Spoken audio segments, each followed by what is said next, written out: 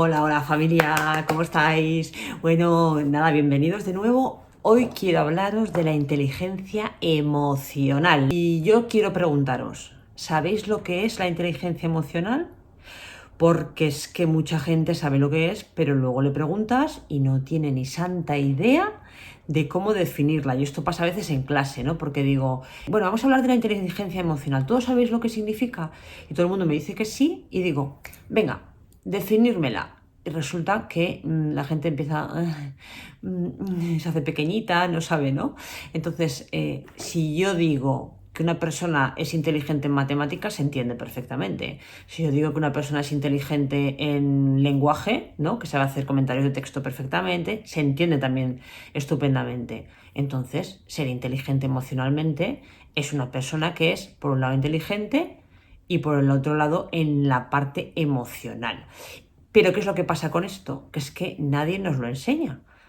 Ahora sí que es verdad que se empieza a instaurar un poquito en las aulas, en las escuelas, ¿no? El tema de la inteligencia emocional para los pequeños, pero yo creo que a ninguno de vosotros os han enseñado el cómo podemos gestionar las emociones para nuestro propio bienestar, ¿vale? Entonces, si tengo que definir la inteligencia emocional, lo que digo, por un lado inteligente y por el otro emocional, ¿no? Adaptar mis emociones y de la persona o personas que tengo enfrente absolutamente a cualquier circunstancia. A veces es complicadísimo, ¿verdad? El otro día, bueno, sin más detalle, ayer iba por la carretera y de repente se me cruzó un coche y le pité. Pero fue una pitada de estas, bueno, sin ningún tipo de agresión, ni acritud, ni nada. ¿Sabéis cuál fue la respuesta del conductor? Hacía así, ¿no? Y yo digo, pero este señor está bien de la cabeza. Yo me reía porque digo, no sé, digo, a ver, una ira desmedida por haberle pitado, pero pitado de una manera para que estuviera en alerta que estaba yo detrás, ¿no? En ningún momento para invadirle, ¿no? O para increparle algo. Bueno, el caso que esa persona inteligente emocionalmente era más bien poco. Si yo en ese momento, fijaros, lo que hago es ponerme a su altura y no regulo mis emociones, porque no me faltaron ganas de bajar la ventanilla y decirle cuatro cosas, pero lo que hice fue reírme, autorregularme, identificar mi emoción, ¿no? Que no saliera, ¿no? De esa manera tan emocional que vimos en el vídeo anterior, ¿no? Que pasara precisamente por la corteza prefrontal y racionalizar, reflexionar antes de actuar. Entonces dije, bueno, la mejor manera de enfrentarme a mi enemigo es con una sonrisa, y el otro seguía haciendo así por la ventanilla con el dedo y yo decía, madre mía, no quiero ni pensar, ¿no? Cómo puede ser un día al lado de esa persona. Entonces, bueno, lejos de este ejemplo que os traigo, lo que digo, al final la inteligencia emocional trata, ¿no? De ajustar, primero de identificar, identificar mis propias emociones, identificar las emociones de la persona o las personas con las que estoy o las que estoy interactuando, y luego el saber adaptarlas, regularlas para un bienestar tanto interno como global, ¿no? O de cara a la sociedad o de cara a las personas con las que esté yo en ese momento interactuando. Entonces, dos módulos importantes en la inteligencia emocional. Por un lado, la inteligencia intrapersonal y por otro lado, la inteligencia interpersonal. Es decir, la inteligencia que yo tengo sobre mí misma, ¿vale?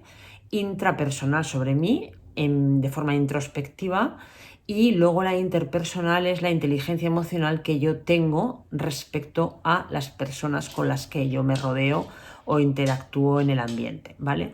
Entonces, hoy vamos a hablar de la inteligencia intrapersonal, es decir, de cómo puedo detectar yo las emociones que me invaden y cómo identificarlas, porque la base de una inteligencia emocional es saber identificar, que es muy difícil, las emociones, ¿vale? El otro día también hablaba de que, pues bueno, muchas veces tenemos un día raro, ¿vale? Y no sabemos bajar a tierra la emoción que me predomina. Simplemente a lo mejor te pregunta alguien cercano, pues ¿qué te pasa? Y no sé, estoy rara, tengo el día raro, será el día, no sé qué me pasa, ¿vale? Entonces tenemos que saber identificar eso de no sé qué me pasa. Mi perro bebe agua, ya lo sabéis, y cuando grabo bebe agua. Es que no me lo invento. Entonces me callo por si se oye más el agua que mi propia voz, ¿no? Entonces tengo que saber identificar qué es lo que me está pasando. Identificar qué es lo que me ocurre y tengo que ponerle nombres y apellidos a esa emoción que me predomina. Si yo estoy rara, pues bueno, el tiempo sí que es verdad que también es un factor influyente, ¿no?, en nuestro estado de ánimo, pero hombre, pobrecito tiempo, no se lo vamos a echar toda la culpa a él, ¿vale? Entonces, aunque sea eso, tengo que identificar eso de estoy rara, ¿qué significa?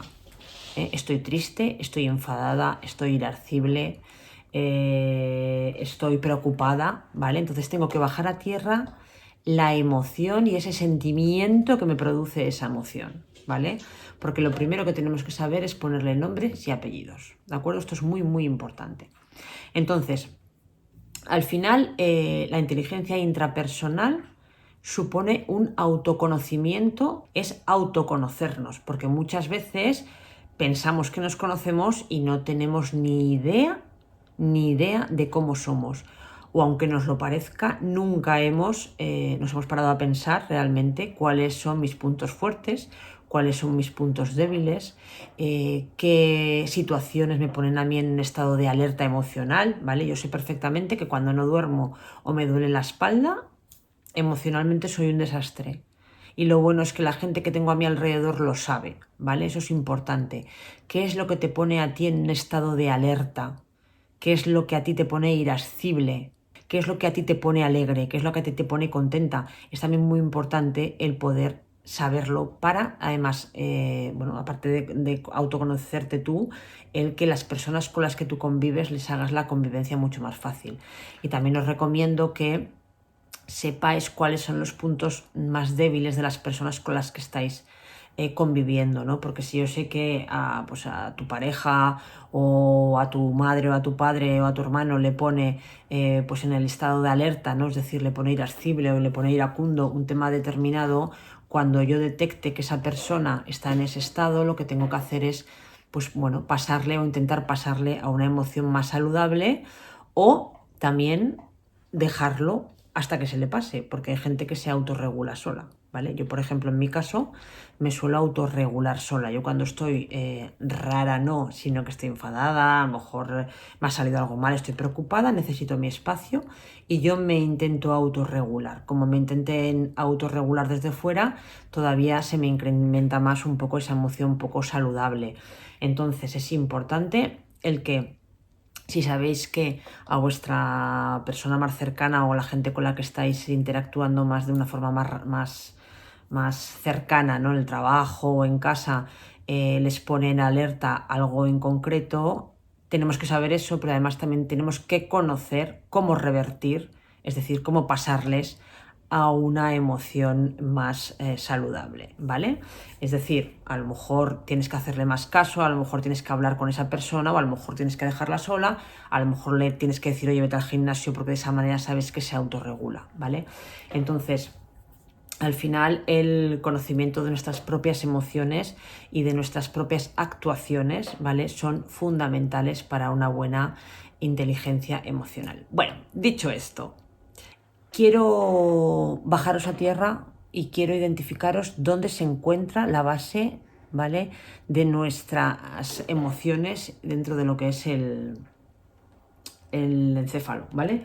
Entonces, bueno, ya sabéis que tengo este chiquitito, que esta es la corteza prefrontal, que ya os he hablado alguna vez, que es esta parte de aquí, ¿vale?, con las funciones más ejecutivas, más reflexivas, más racionales, y luego lo abro y tengo un montón de complejas conexiones y complejas estructuras dentro. Entonces, hoy os lo traigo en lámina porque este cerebro, aparte de ser pequeño, es poco práctico. A ver si me compro uno un poco mejor. Y lo que voy a hacer va a ser abrir, ¿vale? Imagina que tengo un corte por aquí, de manera que se me parte la carita en dos. Entonces, si se me parte la cara en dos, me aparece esta parte de aquí, ¿vale? Todo esto. Esto es como se vería, ¿vale?, un corte, ¿vale?, en esta zona, como si el cerebro se partiera en dos. Entonces, una vez que ya lo tengo partido en dos, esto es como una matriusca, ¿eh? Os voy trayendo las estructuras como si fueran un zoom, ¿vale? Para que podáis identificarlas bien. No se verá excesivamente bien, pero bueno, esto vendría a ser digamos, de una forma más cercana toda la parte del sistema límbico, que es la parte de mi cerebro donde se albergan las emociones. Entonces, ay, os he puesto mal, bueno, da igual. Es el mismo, pero bueno, os quería poner este de aquí, ¿vale? Es el mismo, pero os quería poner esta parte de aquí. Entonces, ¿qué es lo que tengo aquí? Toda esta parte de aquí, todo esto de aquí, ¿vale? Digamos que es toda la parte del sistema límbico, ¿vale? Entonces, las estructuras principales del sistema límbico, hipocampo, que está aquí, ¿vale? La amígdala, que os hablé en otra ocasión de la amígdala, está aquí abajo, ¿vale? Luego tengo el hipotálamo, que es todo esto de aquí, y luego tengo la circunvolución del cíngulo, que es toda esta parte de aquí. Entonces, digamos que la parte interior, esta capa de toda esta zona de aquí, vendría a ser la zona de la corteza del sistema límbico, donde se albergan principalmente las emociones y donde se ejecutan principalmente las emociones. Bueno, ya sabéis que es un entramado muy complejo el cerebro, pero bueno, para bajarlo a tierra, para que tengáis identificado, ¿vale? Que ahí en el centro es donde aparecen las emociones. Entonces, fundamental, emociones básicas primarias, ¿vale? ¿Cuáles son? El miedo, el placer o la alegría, ¿vale? Se engloba dentro de la misma. El enfado, el asco, la sorpresa y el miedo. Son 6. Sí que es verdad que podéis encontrar literatura sobre respecto que pueden ser 7, que puede ser alguna diferente y tal. Pero bueno, hay teorías para todos los gustos, ¿de acuerdo? Pero todo lo que he estudiado yo me ha llevado siempre a identificarlas en torno a estas 6. Luego tenemos emociones secundarias, ¿vale? Que podrían ser pues, la vergüenza, la culpa, el orgullo, etcétera, un montón de emociones que vienen a ser secundarias. Las emociones básicas primarias, que 2 características fundamentales tienen, es que están en todos los seres humanos y la segunda es en cualquier parte del mundo, ¿vale? Es decir, no se identifican absolutamente a todos los seres humanos. Todo el mundo tenemos estas 6 emociones primarias básicas, ¿vale? Todas ellas cumplen su función, ¿vale? Aunque os parezca mentira, la tristeza, por ejemplo, cumple una función determinada. Entonces las emociones no las reprimáis. El otro día preguntaba también en Instagram una encuesta de qué es lo que haces tú cuando estás triste, ¿no? Y me sorprendió el resultado porque en un porcentaje muy elevado las personas lo que hacen es ocultar su tristeza. No pasa nada, las emociones las tenemos que aceptar tal y como son. Al final es como si nosotros fuéramos una casita, las tenemos que acoger, ¿vale? Y cada una cumple su función. Sí que es verdad que, por ejemplo, la tristeza es una emoción o es la emoción que más se retroalimenta. No pasa nada por estar tristes, ¿vale? Porque hemos perdido seguramente algo, estamos en un proceso de duelo transitorio o bueno, en fin, al final la tristeza pues lo que hace es cubrir eso, ¿no? El hecho de que en tu persona o a tu alrededor hayas tenido estás pasando con un pequeño duelo, ¿vale? Incluso por la pérdida de, yo qué sé, por un golpe en el coche, ¿no? Que te pongas triste porque te han golpeado un coche. Entonces al final tendemos a estar tristes y pensamos que el estar en ese estado anímico es perjudicial. Lo que os decía, tenemos que aceptar esa tristeza y saber gestionarla y saber canalizarla, ¿vale? Pero es importante también saber que la tristeza es la emoción que más se retroalimenta.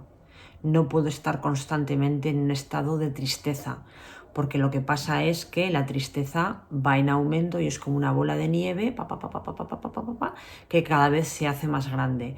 Y esto nos puede llevar a traer enfermedades, ¿vale? Entonces, ¿podemos estar tristes? Por supuesto. ¿Tenemos que estar tristes? Por supuesto. Pero no empecemos a hacer pensamientos rumiativos en torno a la tristeza, ¿vale?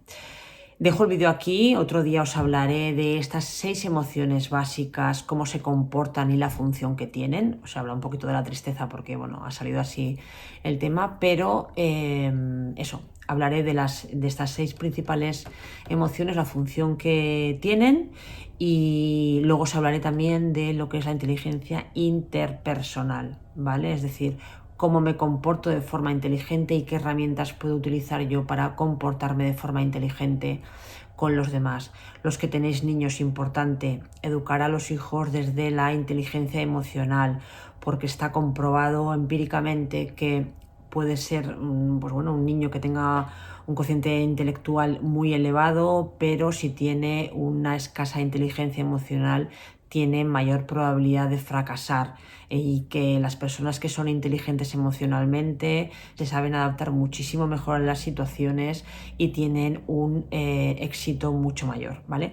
En la vida en general. Entonces, no dejéis de educar a vuestros hijos en la inteligencia emocional y el instruiros vosotros también en caso de que lo necesitéis. Ya sabéis que si me necesitáis a mí, pues aquí estoy, ¿vale? Bueno, nos veremos en el siguiente vídeo. Besitos. Chao, chao, chao, chao.